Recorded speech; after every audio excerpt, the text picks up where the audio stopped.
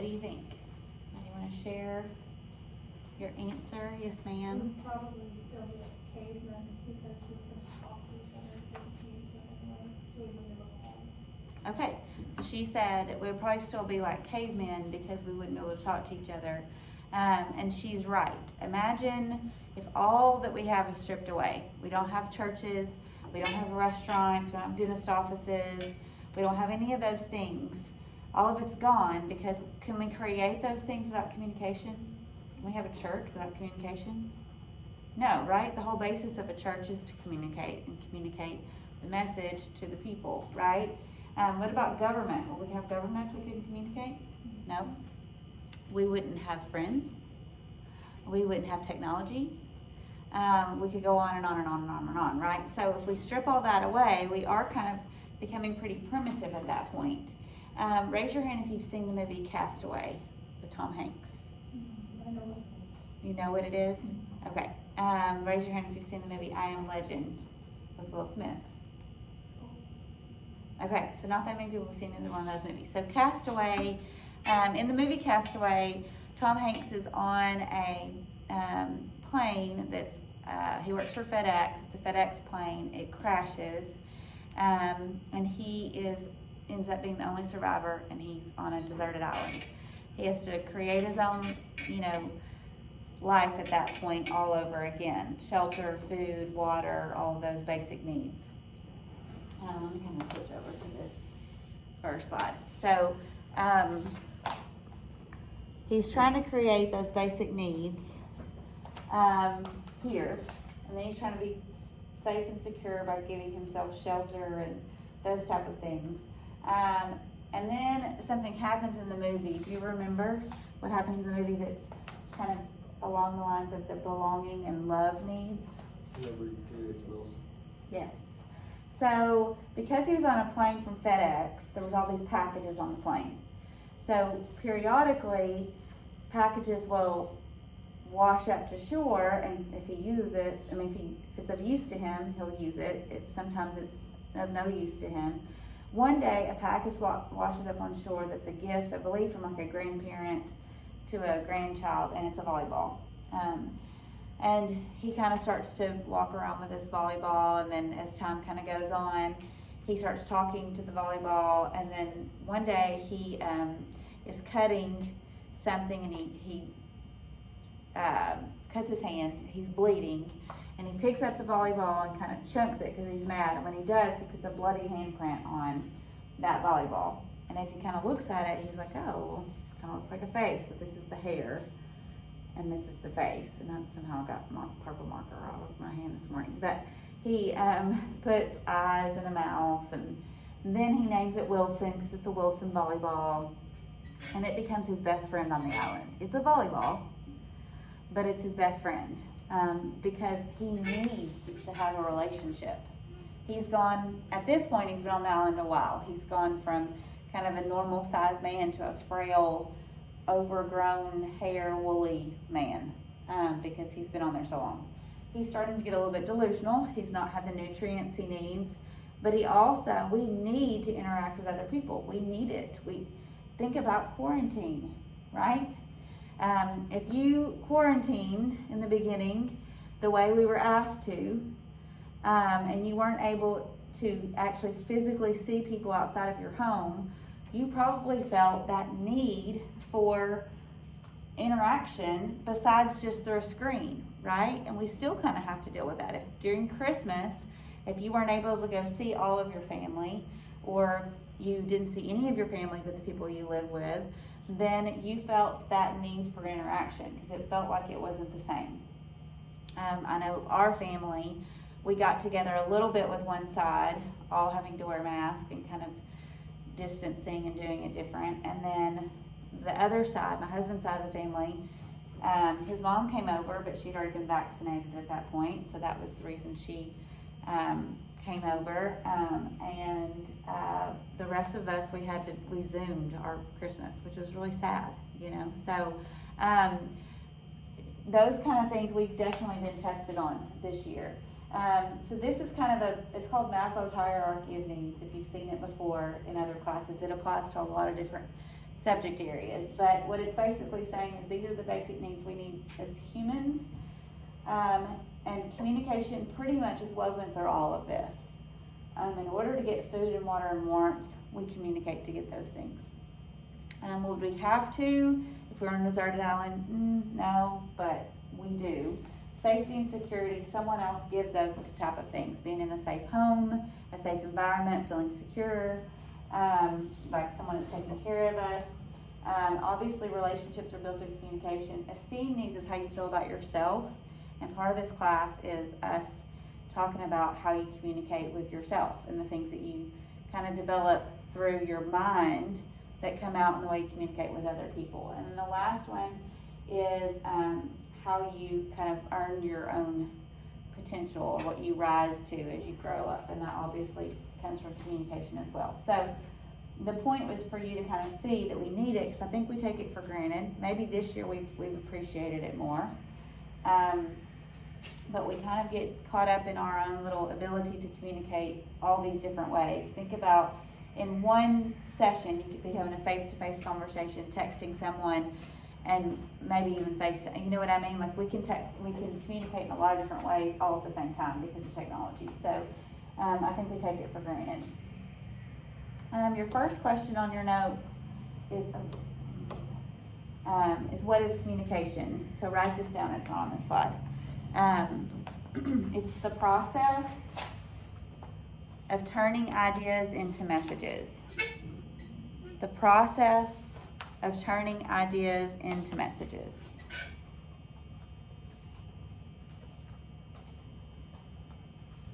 The process of turning ideas into messages. In other words, we communicate our thoughts, right? They come up, and we turn those ideas into messages.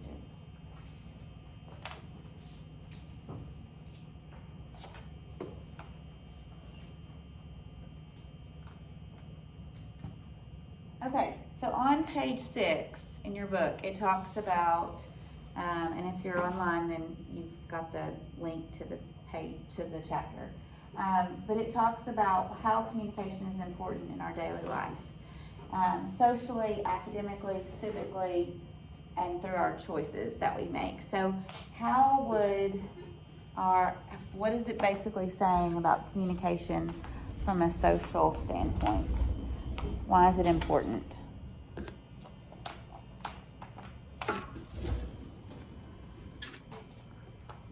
Anybody know? It's how you connect with others. Yep, that's right. Okay, I'm writing it on the board over here. So, social importance. We need communication. I'm going to abbreviate communication to connect with others. I can see that. We need communication to connect with others.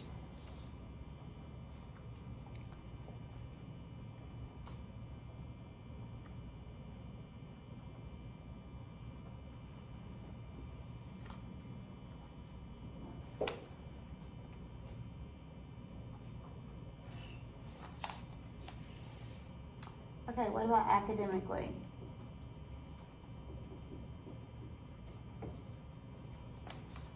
We need communication for what? How is it important academically? Talking to your teacher. Yeah.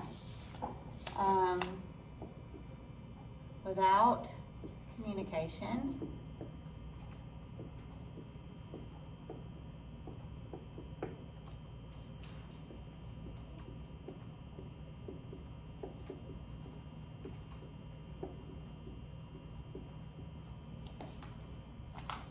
communication, we wouldn't be educated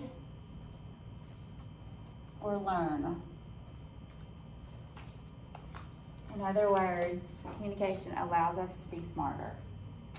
Someone has been communicating with you since you were little, teaching you your basics, and then it grew from the basics to adding on to those basics to more advanced things. And then at the point you're at now, not only are you learning more advanced levels of those subject areas you're taking, but you're also going into specialized education, electives that you've chosen to take, or certain levels of that class that have broken off from just being this basic type to now it's this specific type, things like that. Civic importance. Today's a big day civically. What is it talking about civic importance?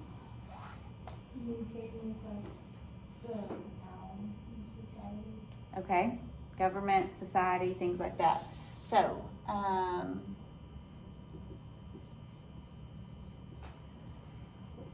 communication.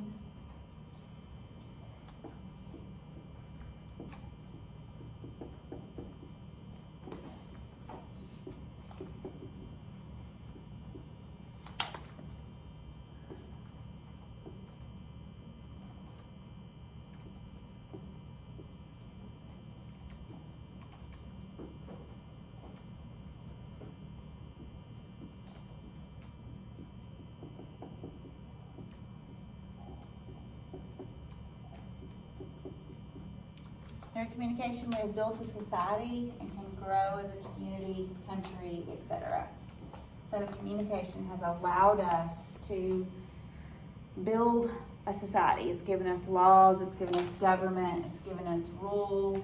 And while we might look at that as not all that great, sometimes we don't like rules, we don't like to be told what to do or that we can't do something. Raise your hand if you've seen the movie The Purge. What happens in that movie? All crime is legal for 24 hours. Yes.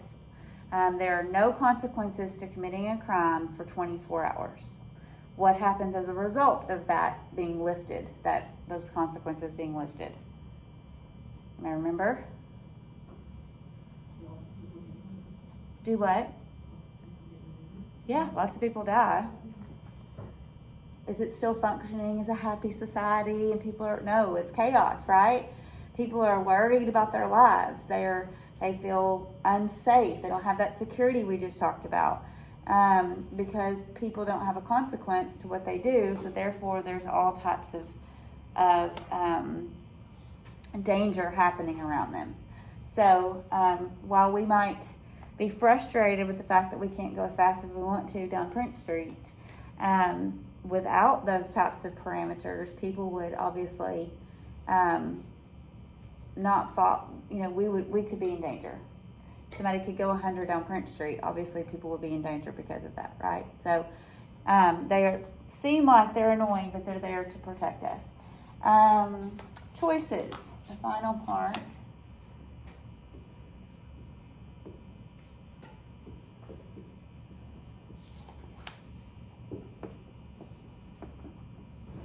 Communication gives us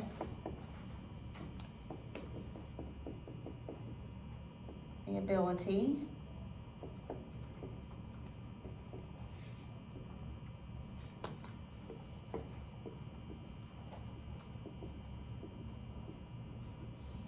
to make our own decisions. Communication gives us the ability to make our own decisions. Through communication, we are able to decide what's best for us. We're able to decide how we want to express ourselves, the people we want to hang out with, what classes we want to take, what career we want to go into, how we want to spend our money.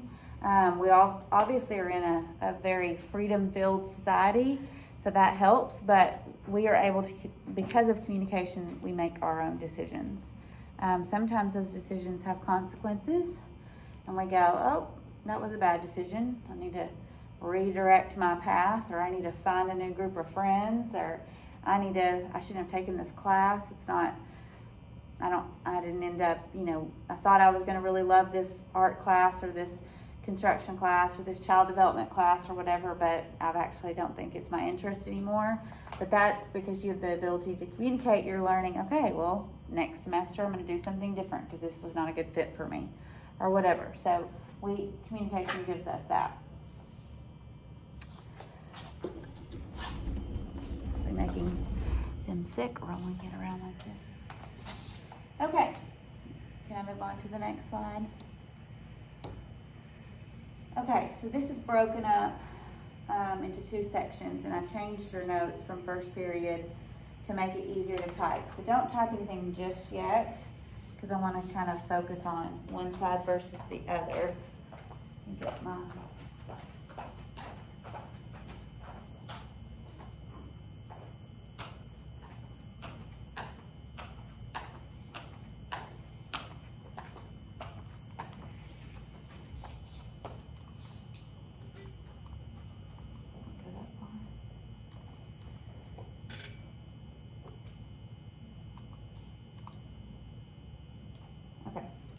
Okay, so what this is talking about, it's called standards of communication. That's cut off up there, but you can see it on your notes.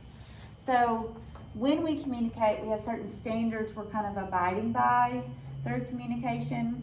This first section is everyday, daily communication.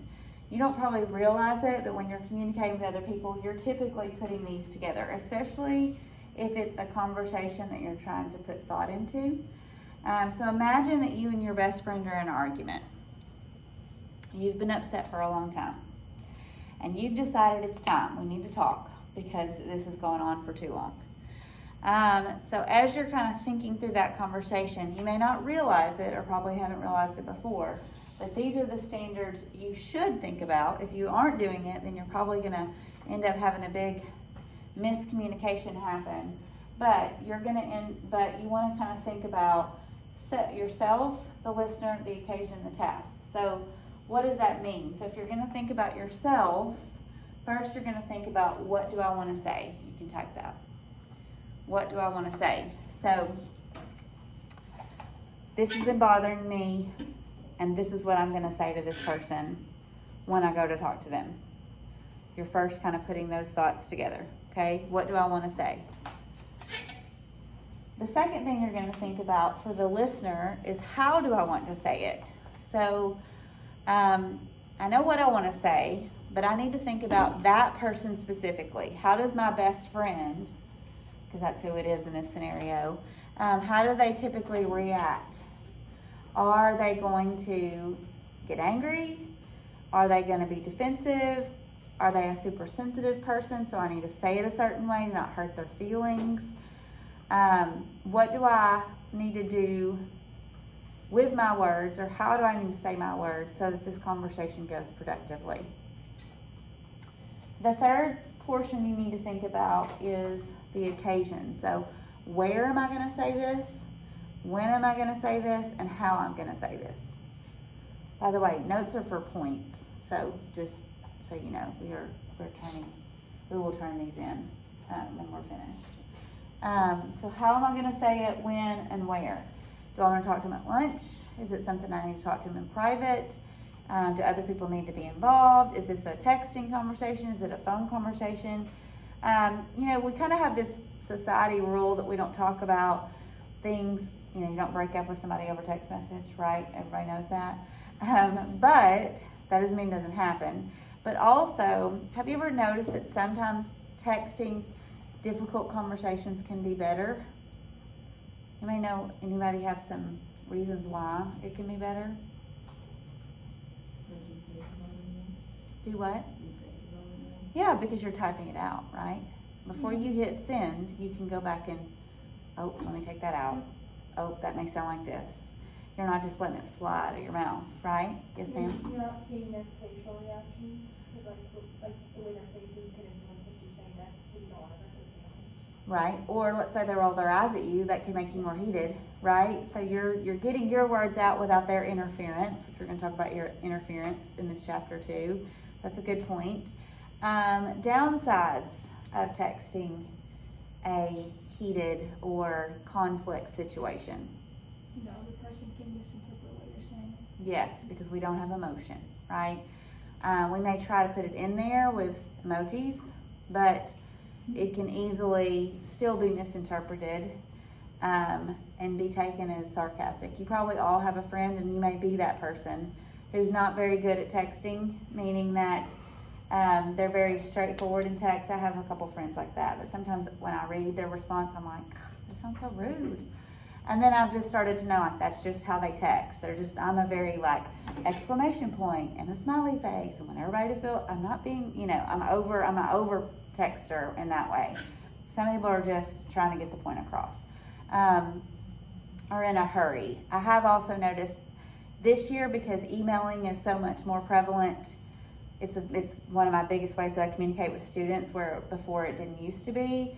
I type fast. I don't try to make it sound as great because I'm in a hurry.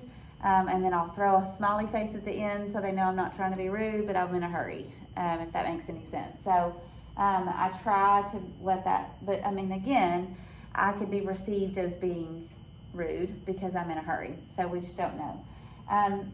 So there's some pros and cons, and we have to kind of think about, where do I want to do this and how do I want to do this? Sometimes I do decide, I think this is something I should text, so I can get my thoughts on paper, so to speak, before I send it. Because emotions can get high in a face-to-face conversation. Task, the last part, what is the outcome I'm hoping for? In other words, what do I want to get out of this? Do I want us to repair the friendship? Do I want us to, fix this certain problem that keeps happening? Whatever the goal is. And hopefully the goal, no matter what the specific goal is that the conversation goes well. You want it to be a productive conversation, which is why we're talking about using these things to help make it be more productive. Okay, so the next section asks you to use those same standards. I'm going to zoom out just a little bit so we can still see this part. When putting together a presentation. So same thing, but this time I'm putting together a speech.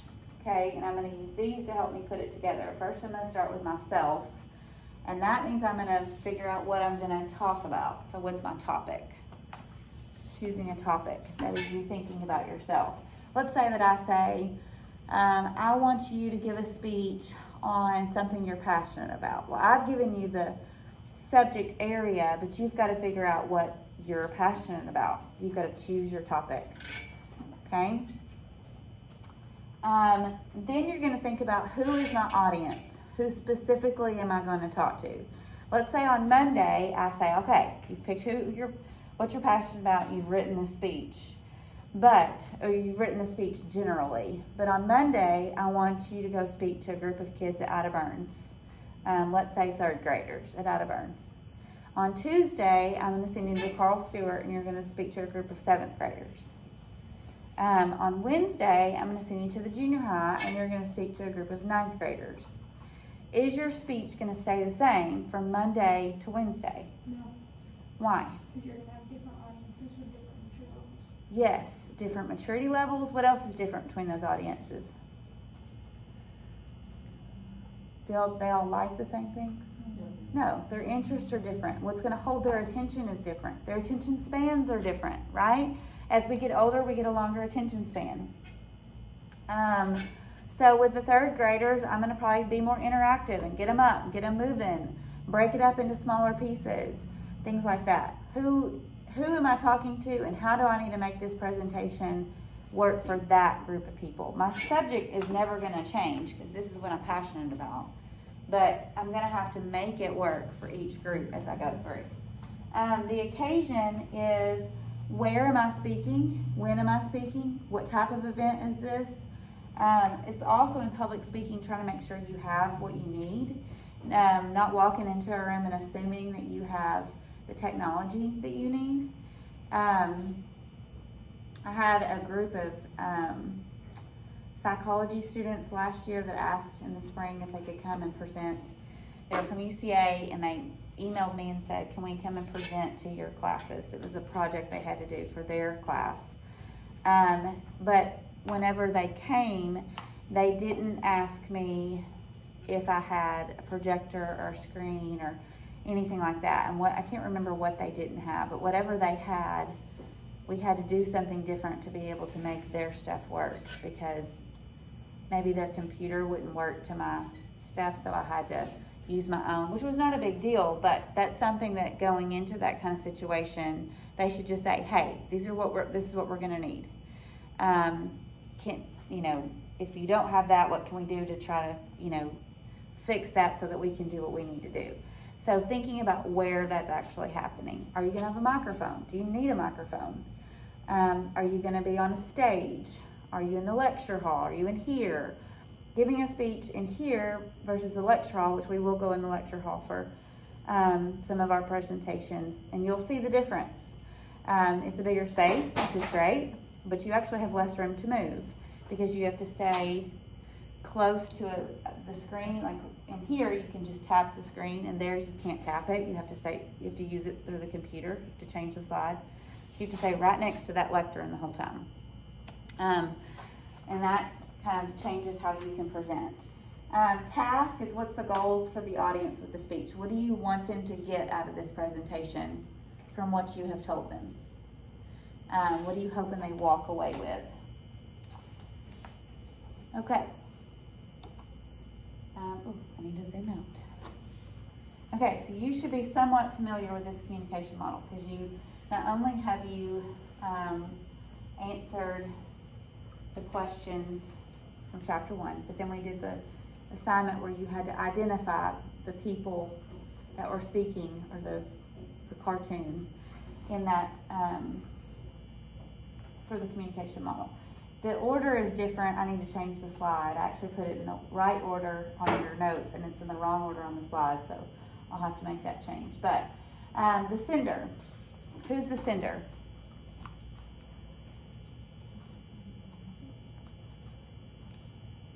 Say that louder. Yeah, the person sending the message, so the person talking. The person that gives that initial message. We're going to skip through as I talk about it. Y'all can type as you need to. But the receiver is the person receiving the message. In other words, I'm sending it out. That's who I want to get it. So it's also the person for whom the message is intended, but that's what the book says. But I would argue that that's wrong, because can you have a conversation with someone and other people get the message besides just who you intended it to go to? If I'm talking in the hall and people are passing by me, other people are hearing my conversation besides just this receiver. So they're all receivers, whether I intended them to be or not. The message is what is being said between the sender and the receiver. So from A to B, what was passed through. Something you need to know about message is that includes verbal and nonverbal. If I walk up to one of you in the hallway and say, "Hey," then what was my message overall?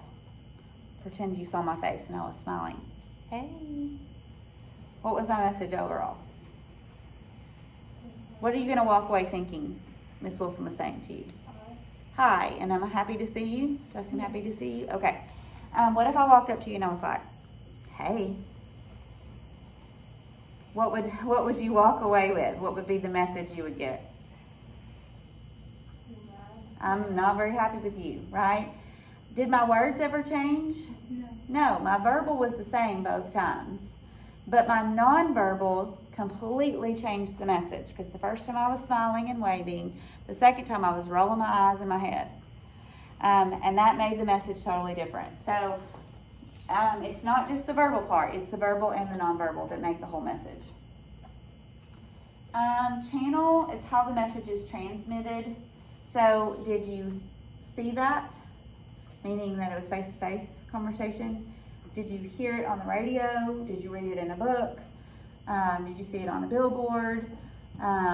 Did you watch it on TV, in a movie? Like when someone says, "Well, how do you know that?" And you say, "Oh, I saw it on a flyer in the hallway on the second floor," then you're telling them the channel, how you got it, okay?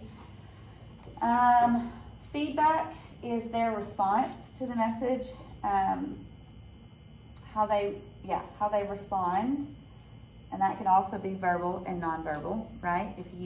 When I walked up and said, "Hey," if you just smiled back, then you nonverbally gave me a response. If you turned around and rolled your eyes right back at me on the second time, then you nonverbally gave me a response, but it can be verbal too. Interference, which we're going to do an activity with tomorrow, is anything that interrupts the message, and that could be outer interference, the intercom coming on, someone coming up to the door, something like that. Or it could be internal interference. What type of internal interference do you have to deal with on a day-to-day basis trying to pay attention at school? Do what? Daydreams, good. Sleeping, yeah, being tired, right? When we're tired, we typically are struggling to pay attention and listen. In a couple hours, you're gonna be hungry, right? And so when we're hungry, we start to kind of think about other things besides what's happening in front of us. You go to the bathroom, you don't feel good, you know, all those different things kind of, if you've got something going on in your life that you're worried about, or you're just stressed and you're thinking about all the stuff you've got to do this afternoon, then all those things can play a role, and that can be interference. It's not just outward, but it's internal interference. The context is similar to when we talked about occasion. It's the situation. Raise your hand if you watch reality TV, or if you have ever watched reality TV. I think all of us have seen a reality TV episode at some point, right? What do they do that involves context in the commercial? Think about when it's like, coming up next week. What are they doing? What do they want? What's their goal with that little snips of what's going to happen in the next episode? Yes. And did you say they're taking it out of context? Yes. Most of the time they are taking it out of context. And then when you watch the next week and you see it all in context, you're like, I totally thought that was about to be a throwdown. That wasn't even a big deal. Because they're taking the snips of so-and-so said this, and they're leaving off the other part of what they said, or what happened before or after, or what the other person said. So it gets you interested, so you want to watch, and then you realize, oh, well, it wasn't that big of a deal, because they want you to not know the context, so it makes you more intrigued. What did I skip? Encoding, turning ideas into messages. Decoding is translating that message, you figuring out what someone said to you after they say it. So, what time is the bell ring? 56? Okay, so we're going to stop there. We will pick up with the rest of those notes tomorrow.